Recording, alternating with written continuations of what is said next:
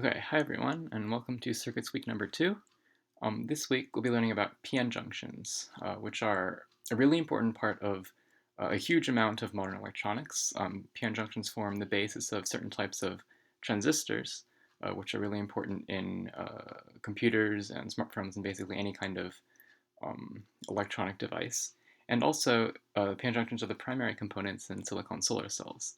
So they're a really important, really fundamental part of modern electronics. And this week we'll be learning about um, what they consist of, what they're made of, and how they work. And we'll be learning about their most important property, which is that they let electrical current flow through them in one direction, but not in the other direction. All right.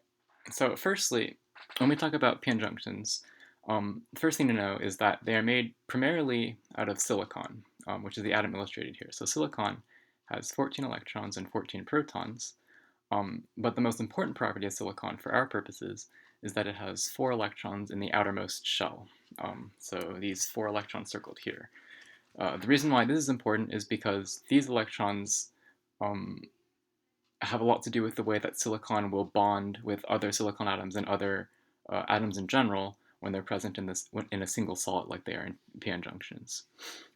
So here in PN junctions, silicon atoms will join together in a highly organized pattern that's known as a crystal lattice structure. So this is our silicon crystal lattice structure.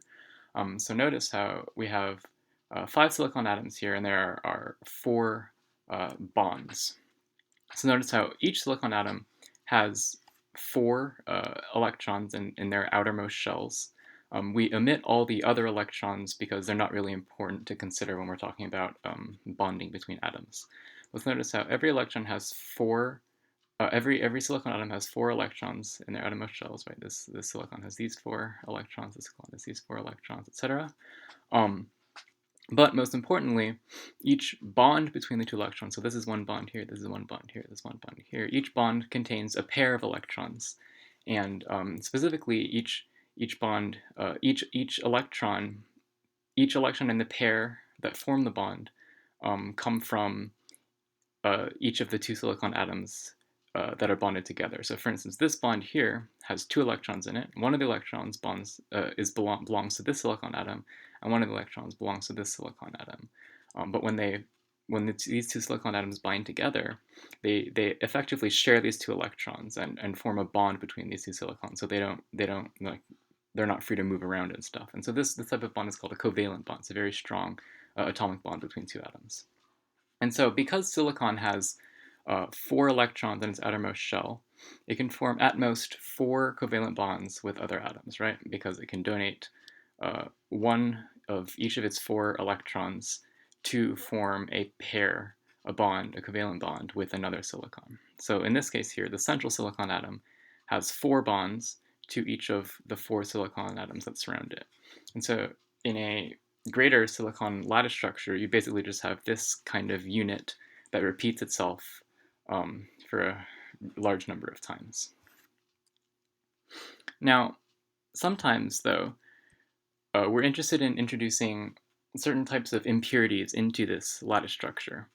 And so one type of impurity that we can introduce is called p-type doping. And so in p-type doping, we replace some of the silicon atoms in the lattice structure with atoms that have 1 fewer electron in their outer shell. So when we introduce this kind of impurity into a silicon lattice, we call that impure lattice a p-type semiconductor because it's been created by p-type doping. And so often we use atoms like boron, most commonly depicted here, in the p-type doping process. So notice how boron has only 3 electrons in its outermost shell, right? These 3 electrons circled here. So when we substitute silicon for boron in a silicon lattice, that means there'll be 1 fewer electron present than normal in the outermost shell, right? Because silicon has 4, but now boron only has 3. So what happens when we actually do that? Well, if you see here, so in this silicon lattice structure here, we replace the center silicon atom with the boron atom. And so we can see here that boron can successfully form 3 bonds with 3 neighboring silicon atoms, right? Because it has 3 electrons in its outermost shell. But since it's missing that 4th electron, it actually can't complete that 4th bond with this electron on top, and so that's why it's an impurity in the structure, right? Because it doesn't fit the bonding pattern with all the other things, and so we have this absence of an electron here, right? That there would normally be an electron here if this atom were silicon, but since it's boron, we're missing an electron. So we call this absence of an electron hole. And so what's interesting is that we can actually think of electron holes as what we call quasi-particles. So we can think of electron holes as charge-carrying particles on their own, even though they're technically the absence of an electron. Because so let's imagine, for instance, that so let's say that these two silicon atoms, which have a normal covalent bond between them, let's say that one of the electrons in that covalent bond decides to migrate over and fill this hole there, which is a normal thing that happens in p-type semiconductors because of the fact that these two spots for the electron are occupy the same energy level. So basically, the electron's free to move between holes in a p-type semiconductor. But so if this electron here moves here, we can also think of that as this electron hole here moving over here, right? Because when this electron moves over here, it opens up an absence of an electron where it used to be. So whenever an electron moves from here to here, we can think of that also as a hole moving from here to here. And so if this electron were to move to here, we can think of that as this hole here moving over to here. So we can actually think of electron holes in p-type semiconductors, so the absence of an electron in a p-type semiconductor, as an actual kind of particle on its own, where the particle can move around in the crystal lattice, even though in reality we know that what's actually happening is there are electrons moving in the opposite direction. But in general, it's more convenient to think of electron holes as the particle that's moving around in a p-type semiconductor. Now, there's also a different kind of doping to introduce a different kind of impurity into semiconductors called n-type doping. That's super important for the p-n junction. And so it's basically the exact opposite of p-type doping. So instead of adding an atom with one fewer electrons, we'll add an atom with one more electron in the outermost shell. So for instance, phosphorus is very commonly used for n-type doping because it has 5 electrons, right, these 5 circled ones here, in the outermost shell as opposed to just 4 electrons. And so similarly to how we call a silicon lattice that's been p-type doped a p-type semiconductor, we'll call a silicon lattice that's been n-type doped an n-type semiconductor. And so if we stick a phosphorus atom, if we subject a silicon lattice to n-type doping, then the exact opposite phenomenon occurs as to when we p-type dope it, right? So if we replace the central silicon atom in this lattice with the phosphorus, then what we end up happening is, since phosphorus has actually 5 electrons in its outermost shell, that means that it can form bonds with all the 4 silicon atoms that it would normally form bonds with were it a silicon atom. But then it also has this 5th extra electron, right?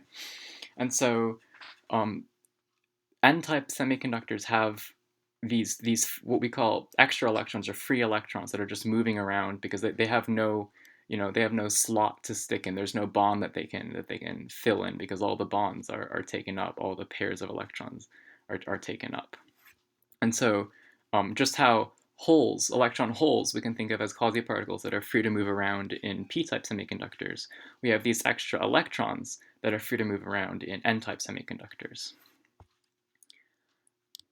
So just as a review, different types of doping in semiconductors that are important for what we care about. So here's what a normal array of silicon atoms would look like if we had no connecting whatsoever. There's just a normal crystal lattice of silicon. So we have each silicon atom has a covalent bond, which means it shares one of its electrons with the silicon atom next to it. So now if we do n-type doping, then we replace one of these silicons with the phosphorus atom. So we have all the normal bonds, and then we also have this extra electron sitting around that can just kind of move freely around this lattice structure.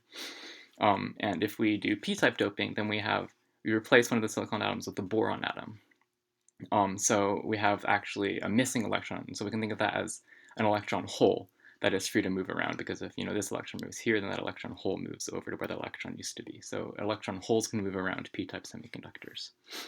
And so now what's interesting is what happens when you stick these two things together. So that's what a p-n junction is, right? It's the junction, the connection between a p-type semiconductor and an n-type semiconductor.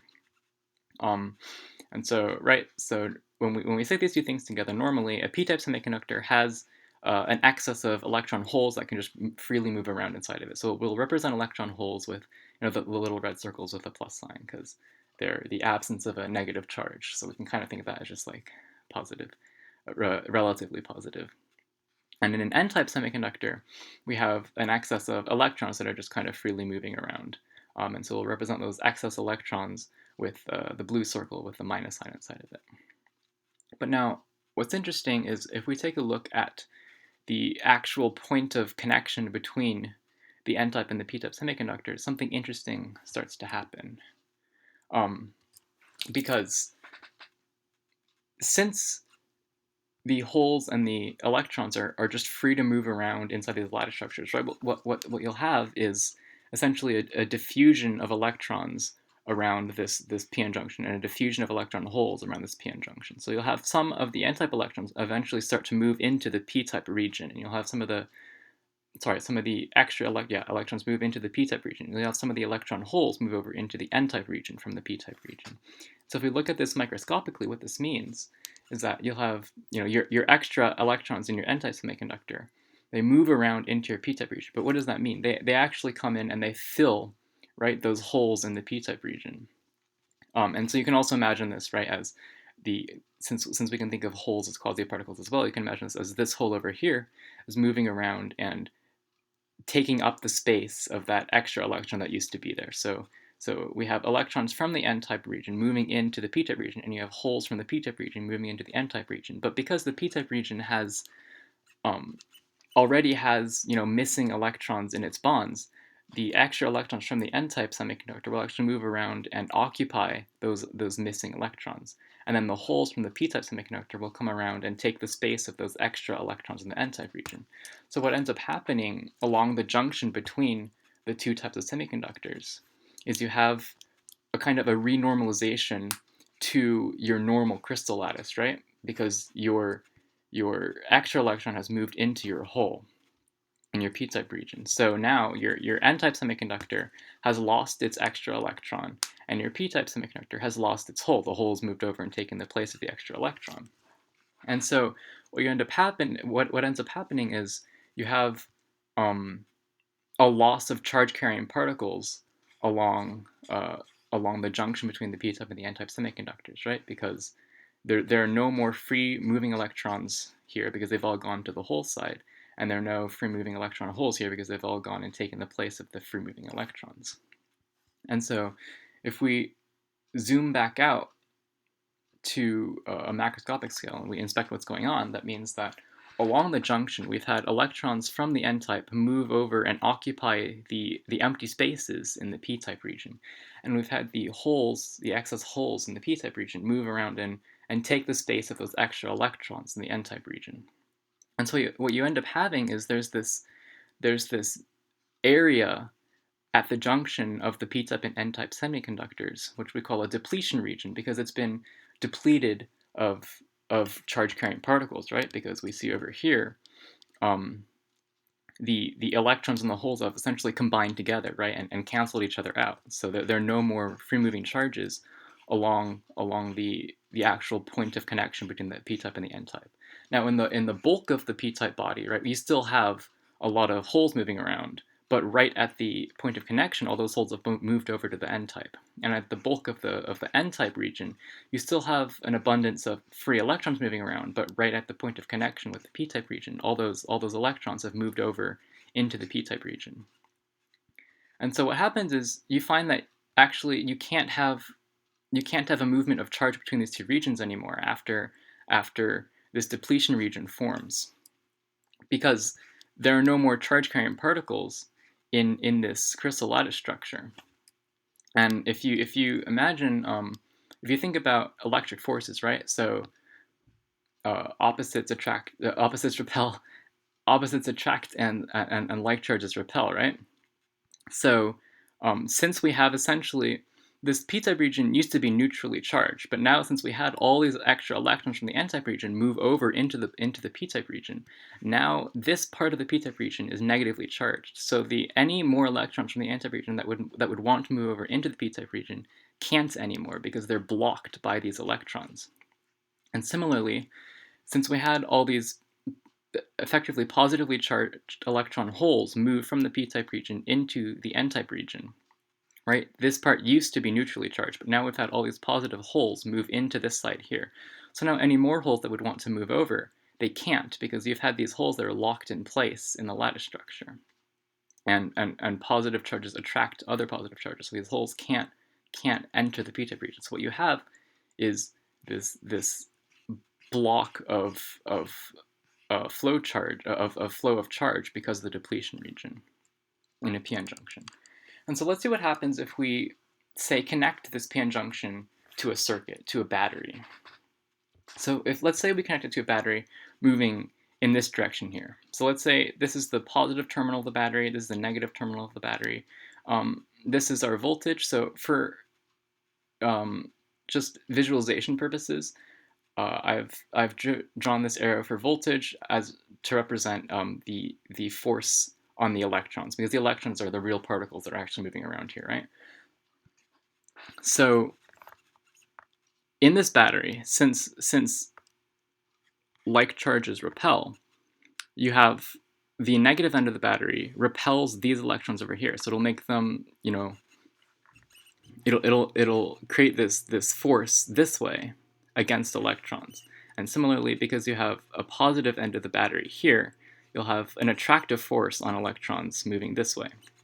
So what happens is, remember, we used to have these free-floating electrons in the bulk of the n-type region when there was no battery connected to the circuit, and an excess of electron holes in the bulk of the p-type region when it was not connected to a circuit. But now that we've connected it to a battery, and this battery is so oriented such that the positive end is facing the n-type region and the negative end is facing the p-type region.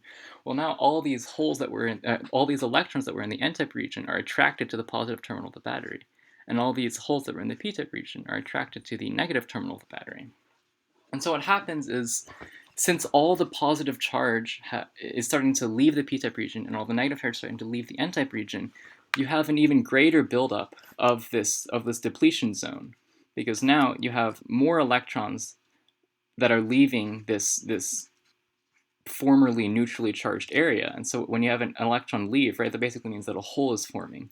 So you have a buildup of electron holes in the n-type region. When you have electron holes leaving the p-type region, that basically means that its spot is being taken by an electron. So you have a buildup of electrons on this side of the p-type region. And so your depletion region grows even more. And so what happens is you actually block the flow of charge this way. Electrons will try to move this way, but they can't, because these electrons, which are trying to move through the p-n junction to complete the flow of charge, can't, because they're blocked by the movement of the depletion region. So you find that if you orient a circuit this way, where you have a voltage such that the electrons want to move in this clockwise direction, from the p-type region into the n-type region and then through the battery, that the depletion region gets so big that it actually blocks the flow of charge. So if you orient a p-n junction in this way, you actually can't have a flow of charge. It blocks charge. That's a very important property of the p-n junction. But what happens if we reverse the polarity of the battery? So instead of having it like this, we swap the orientation. Well, now what happens is, since the negative charge of the battery is here and similar charges repel, well, these electrons will now move away from the negative terminal of the battery towards the depletion region. And similarly, the holes on this side will move away from the positive terminal of the battery towards the extra electrons, right, of the p-type region, of the depletion area of the p-type region. And so what happens when you have extra electrons and extra holes come in contact with each other? Well, they effectively cancel out, right? Like we saw back up here, when you have an extra electron come in contact with an extra hole, they cancel out. So down here, these extra electrons are going to cancel out with these holes, and these extra holes are going to cancel out with these electrons, effectively getting rid of your depletion region. And so what happens is you now have actually a free movement of charge through your p-n junction, where your electrons can move from the battery into your n-type region. They combine with the holes at the junction between the p-type and the n-type. And on the other side, you have electron holes that are moving from the positive terminal of your battery into the p-type region, and then they go and combine with the electrons at this junction. And so remember that we can think about holes as quasi-particles, but what's actually happening is there are electrons moving in the opposite direction. So when you have holes moving this way into the p-type region, what's actually going on is there are electrons moving this way through the circuit. So what you have is a complete counterclockwise movement of electrons through the circuit. So if you orient a battery this way with respect to the p-n junction, then your electrons will move freely from the n-type semiconductor to the p-type semiconductor without much resistance, which is greatly different from what we had here. So depending on which way you orient your battery, either in this reverse bias orientation, in which case that creates a depletion region which prevents the flow of charge, or this forward bias case where you get rid of the depletion region and now you have a very conducive flow of charge. Depends on the orientation of your battery. And so this displays how p-n junctions can actually restrict the flow of charge in one direction, but allow the free flow of charge in the other direction. And this is an incredibly important function of p-n junctions that is used both in transistors and in solar cells.